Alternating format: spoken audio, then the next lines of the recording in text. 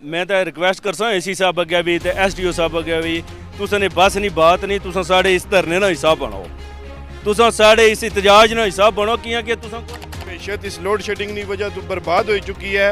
अगे लोगों ने कारोबार कोनी और महंगाई ज़्यादा हो चुकी है।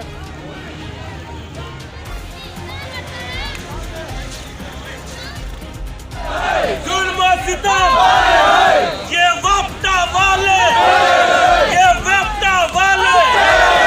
खुदू महकमा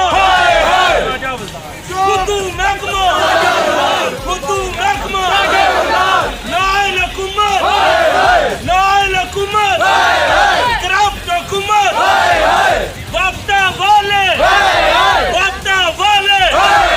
जुल्म सितम हाय हाय नाइल हुकूमत हाय ये जोर जमिया ये खुदू महकमा ये खुदू जमिया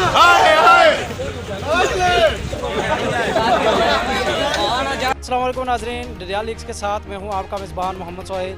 नाजरीन, आए रोज़ बिजली की लोड शेडिंग के ख़िलाफ़ जो है वो आज डडियाल के अंदर एक बड़ा एहतजाजी जुलूस निकाला जा रहा है। लोग जो है वो मुख्तलिफ़ जगहों से जो है वो अम्ब के मकाम पर पहुंच रहे हैं। मेरे बैक साइड पे आप देख सकते हैं कि जो मेन रोड है, मेन शरात है डडियाल की, उसको जो है वो टायर जलाकर बंद कर दिया गया है और लोगों की बड़ी तादाद इस वक्त अम्ब के मकाम पर मौजूद है और महकमा बरक़ियात के खिलाफ इस वक्त शदीद नारेबाजी की जा रही है। मेरे साथ मौजूद हैं सदारती उम्मीदवार हैं अंजुमन ताजरान डडियाल के चौधरी असगर मुन्ना साहब। आइए उनसे बात करते हैं और उनसे जानते हैं कि आए रोज़ जो है वो बिजली की गैर लानिया लोड शेडिंग का सिलसिला जारी है, जिसकी वजह से ताजरों का जो है वो नुकसान हो रहा है। इस हवाले से चौधरी असगर मुन्ना साहब का क्या मौक़िफ़ है, इस वक्त हमारे साथ मौजूद हैं। आइए इनसे बात करते हैं। अस्सलाम वालेकुम सर।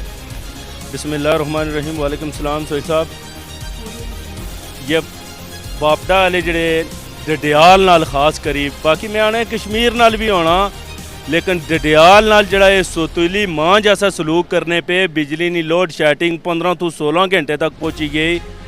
उसने वास्ते आज डडियाल ताजरा और डडियाल ने तंजीम सुदायक और डडियाल ने मुख्तलिफ ग्रुपां ये फैसला किया कि असां हर रोज़ नहीं जी एहतजाज नहीं कालान हर रोज़ एहतजाज कर रहे हैं जिथे SDO डडियाल AC साहब डडियाल अच्छी असेंगी लालीपॉप देने और वो एहतजाज मोखर हो जाना तो फिर 2 तो 3 दिहाड़े पता नहीं केड़ा आला आने जिसने नाल बिजली ठीक हो जानी। अस आने ये बिजली नहीं लोड शेडिंग भी है, लेकिन ये साढ़े नाल खास करी ज्यादती भी है, बेईमानी भी है। इस वजह तो आज असा धरना दिता ने और ये जड़ा साड़ा धरना है इंशाअल्लाह जब तक आला हुकाम नहीं इशने और असा नाल रिटर्न नहीं करने के लोड शेडिंग इतनी तो इतने बजे तक है तब थोड़ी ये धरना ख़त्म नहीं होना और इस जालम निज़ाम ने खिलाफ ये जिदोजहद जारी रही। असगर साहब ये दसो कि इस वेले जरा ना डडियाल डडियाल जरा वो कड़ी जगह तुम बंद किते हैं? डडियाल असा अंब बाईपास बंद किया वा, डडियाल ने ताजर मुकम्मल शटर डाउन है इस वेले और इस बिजली ने ज़ालमाना निज़ाम तो सारियां खुद ब खुद साड़ी काल पर लबैक आ गया और इंशाअल्लाह असा मैं तो ये सोचना पे आया अगे अगर असा नाल इन्ना कोई सही अच्छी मुज़ाकरात नहीं करने, बिजली की बंदिश नहीं ख़त्म करने, इंशाअल्लाह असा कश्मीर ने सारे रस्ते बंद करने वास्ते भी तैयार हाँ। हर बारी असर मुन्ना साहब ये होना कि महकमा बरक़ियात ने SDO साहब आई जाने या AC साहब आई जाने मुज़ाकरात SDO साहब अगर अचने या AC साहब अचने तो तुम उन्हें क्या आखो?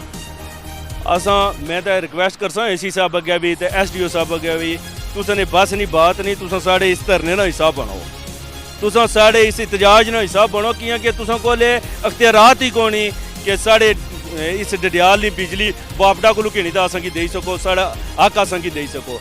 जब तक आला हुकाम मीरपुर तो नहीं इशने इत्थे तब थोड़ी ना असा AC साहब ने आखने पर ना असा SDO साहब ने आखने पर इस धरने की पटने हैं और ये मैं फिर बावर कराना चाहना यहाँ ये एक दिन ना नहीं, ये इंशाअल्लाह ताला जब तक रिटर्न अच्छी मीरपुर नहीं होना, आला कौम अच्छी साढ़े ना रिटर्न नहीं करने, बिजली ने मामलात लोड शेडिंग नहीं ठीक करने, तब थोड़ी ये धरना जारी रही।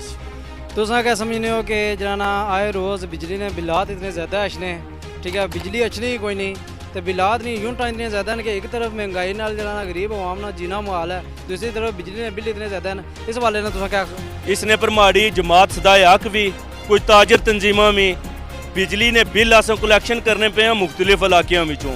ਇਹਨਾਂ ਇਸ ਦਫਾ ਜਿਹੜੇ ਇੱਥੇ ਟੈਕਸ ਲਾਏ ਉਸਨੇ ਪਰ ਤਹਿਕੀਕਾਤ ਕਰਨੇ ਪਏ ਆ। ਅਗਰ ਕੋਟਲੀ ਟੈਕਸ ਹੋਰ ਹੋਏ, ਮਿਰਪਰ ਹੋਰ ਹੋਏ, ਪਾਕਿਸਤਾਨ ਵਿੱਚ ਹੋਰ ਹੋਏ, इंशाअल्लाह ये बिजली नहीं लोड शेडिंग के खिलाफ धरना आ।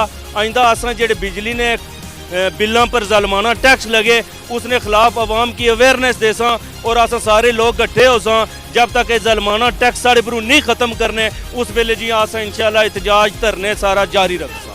हाय मिगी ये दसो कि जरा कनैस रियाल ने अंदर जरा ना इस वेले जरा ना एक बहुत बड़ा इशू बनता हुआ बिजली ना लोग भी जरा ना उस तरीके नाल बाहर नहीं इचने पे एंड पर जरा ना तुम धरना देने ने पोजीशन ही जाने पे एंड पर जो डडियाल ने लोग है उन्होंने ना क्या पैगाम देसो। मैं सारे ताजरा दोस्तों की और सारी अवाम इलाका की बल्कि मैं अजहर सादक साहब की भी आखसा तुसन भी बस कोई नहीं तुसन भी अच्छो साढ़े नाल धरने में शामिल हो ताकि ये डडियाल नाल जेड़ा सोतीली माऊ ना सलूक होना पिया वो बंद वै वो खत्म है। रोज़ रोज़ असां जेड़े दुकानदारां की डिस्टर्ब करने आ धरना देने आ। SDO ने लालीपॉप भी चाहिए जाने आ, AC डडियाल ने लालीपॉप भी चाहिए जाने आ। मैं अपने दुकानदारों नाल भी ज्यादती ना करा जुल्म ना करा ये भी ज्यादती और जुल्म है। ये क्या दफ़ा गल मुक्या कि साड़ा निज़ाम ठीक कर सन या असां पक्के इत्थै इंशाअल्लाह पक्के बेसां दा निज़ाम ठीक हो सी। मैं वज़ीर आज़म साहब की भी ये आखसा इस चीज़ा ने नोटिस की नो डडियाल 4 घंटे नहीं लोड शेडिंग महकमे की तरफों 15-15 घंटे लोड शेडिंग होनी पई। इस तो बड़ा जालम निज़ाम गलत निज़ाम मैं आना कोई हो ही नहीं सकना। तुम भी नोटिस की नो तो और साढ़े हाल पर रहम कर इंशाअल्लाह ये एहतजाज जब तक असांगी को परमानेंट शेड्यूल नहीं देने अब तक ये जारी रहेसी। और जब तक इतना जड़े जिम्मेदार लोग है वो आई क्या ये नहीं दसने के कितने घंटे लोड शेडिंग रहेसी। इस कदर डडियाल की मैशत इस लोड शेडिंग की वजह तो बर्बाद हो चुकी है। अगर लोगों ने कारोबार कोनी और महंगाई ज़्यादा हो चुकी है। और मैं ये आखसा वक्त हुकूमत की भी ये गल साफ आखसा कि अगर तुसा को एक नहीं इदारे कंट्रोल होने तो छोड़ दो इन चीज़ों की पैसे ने अपर तुसा आई क्या हुकूमत करने और लोगों पर जुल्म ढाई रहे